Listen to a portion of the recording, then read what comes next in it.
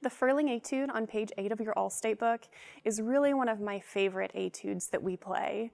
I remember playing it in high school, just like you're playing it right now, and I always loved it. I always loved the slow pieces.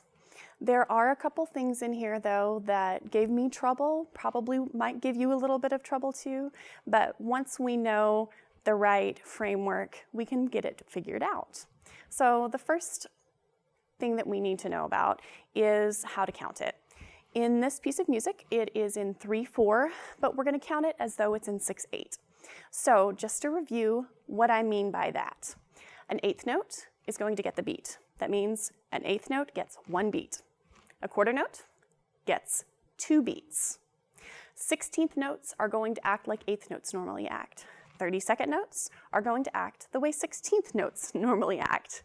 And if that's not complicated enough for you, start adding dots to it. So a dotted eighth note, that's a beat and a half. A dotted 16th note, just kidding, you don't have to deal with any of those in here. But you will have a lot of dotted eighth notes, so you're going to need to count this like crazy. I can sing through this whole thing on counts. In fact, a lot of times it kind of gets stuck in my head on counts. All right, our second issue to deal with in here is our grace notes. So sometimes we learn that grace notes don't take any time at all, but obviously that's not true. I remember learning that in high school and thinking, well, when do they happen then? So they have to happen at some time. So you have to decide how much time they're going to take up, when they're going to start, and what note they're going to take away from.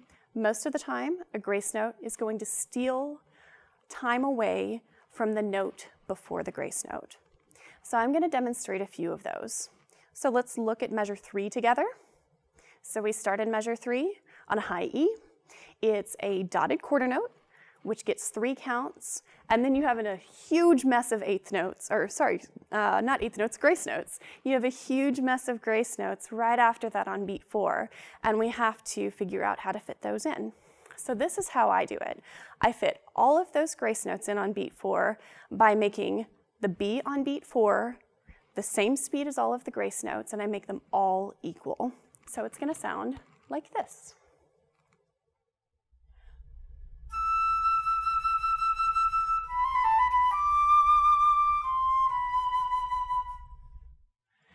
If you want to put lyrics to it, that can help. I am the queen of the world. 1, 2, 3. I am queen of the world. Yeah. So make up your own lyrics, see if you can come up with it, but make sure that it all fits within beat 4. Our next trill and grace notes, line 3, measure 2, we have a D sharp trill with grace notes at the end.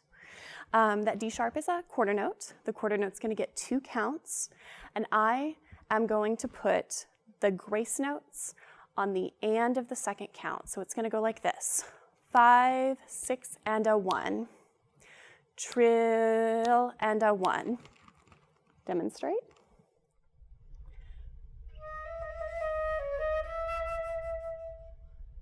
You'll also notice that I stop my trill on beat 6. 5, stop, and a 1. Trill, stop, and a 1. I count everything. If it's not counted, then I'm going to do something random. I have to know exactly what I'm going to do. We have a couple of other trills that are sort of like that. You see at the end of line 5, we have an A quarter note, and that trill is just like the D sharp. You're going to go trill and a 1. On line 5, you see a B in the second measure. That B is an eighth note. It only gets 1 beat. So I make kind of a slow trill there. With that one, I just do a turn. I just do B, C, B, A sharp, B. And it sounds like this. Ready?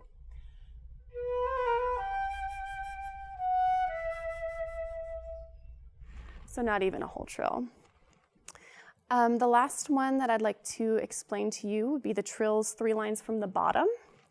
All of those trills have grace notes. They're all trilled Gs.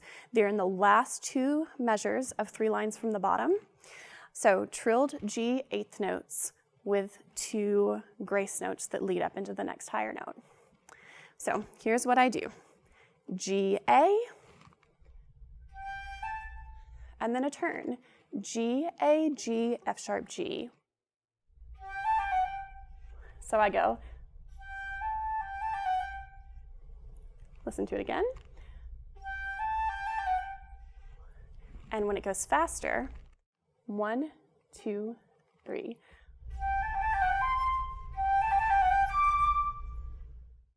So when it goes a little bit faster, it sounds smooth, but once again, I know exactly how many notes I'm playing, and I know how I'm pacing them. So there are some that I left out in here, and I'll let you make your own decision on them, but when you make your decision, make it specific, make it precise, and make sure that it's counted. Good luck.